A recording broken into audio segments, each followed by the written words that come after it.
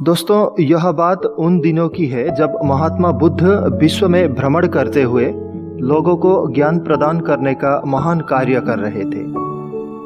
एक बार महात्मा बुद्ध अपने शिष्यों के साथ एक वृक्ष के नीचे ध्यान मुद्रा में बैठे हुए थे।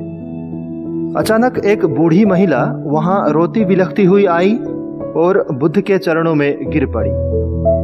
वह कहने लगी, हे बुद्ध, मैं इस दुनिया की सबसे दुखी महिला हूँ। मैं अपने जीवन से बहुत परेशान हूँ। बुद्ध ने शांत भाव से पूछा, आपका दुख का कारण क्या है? वो महिला कहने लगी, भगवान, मेरा एक ही पुत्र था जो मेरे बुढ़ापे का एकमात्र सहारा था। कल रात तीव्र बुखार से उसकी मृत्यु हो गई। मुझे दुख के अतल समुद्र पर अकेला छोड़ वो मुझसे दूर हो गया। भगवान, मैं बहुत दुखी हूँ। उस निष्ठुर ईश्वर ने मेरे साथ ऐसा क्यों किया? बुद्ध, अब मैं किसके सहारे जीऊंगी? बुद्ध ने कहा, तुम चिंतित ना हो। ईश्वर बहुत दयालु है। वो कभी किसी के साथ अन्याय नहीं करते। आपका जीवन भी जल्दी ही इस दुख से निकलकर सुखमय हो जाएगा। नहीं भगवान, मैंने आपकी बहुत ख्याति सुनी है। कृपया आप मेरे पुत्र को जीवित कर दीजिए। वह बूढ़ी औरत फिर कहने लगी।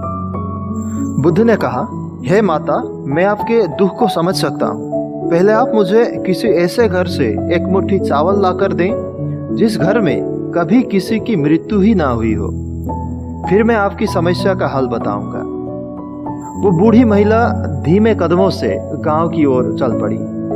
पूरे दिन वो इधर से उधर सभी लोगों के घर में भटकती रही, लेकिन उसे कहीं ऐसा एक भी घर नहीं मिला जहां कभी किसी की मृत्यु ही ना हुई हो और जहां कोई दुख ना हो।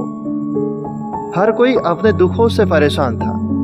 सबके पास अपनी अपनी एक अलग अलग सी समस्या थी। सभी लोग अपने समस्याओं से ग्रसित थे। सभी लोग दुखी थे।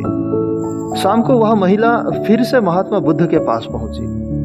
उन्हें खाली हाथ लौटा देख बुद्ध ने कहा, क्या हुआ? आप खाली हाथ क्यों लौटी?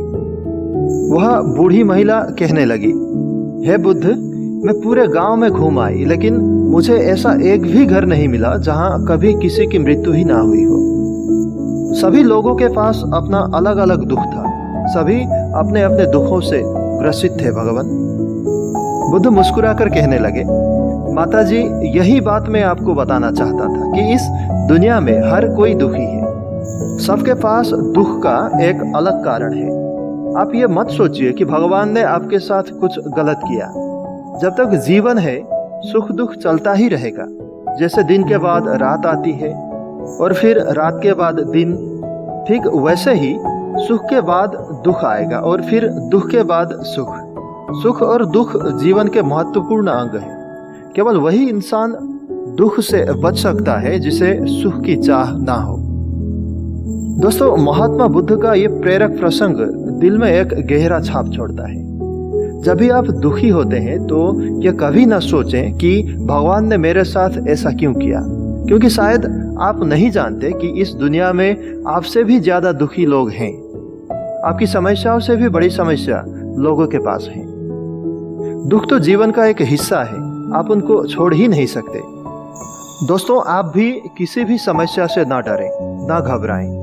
आप ये अच्छी तरह से जान लीजिए कि अंधेरी रात के बाद सूर्योदय जरूर होता है। ये प्रकृति का नियम है। आपके भी दुख एक दिन खत्म हो जाएंगे और फिर से सुखमय मुस्कुराता हुआ सूर्योदय होगा।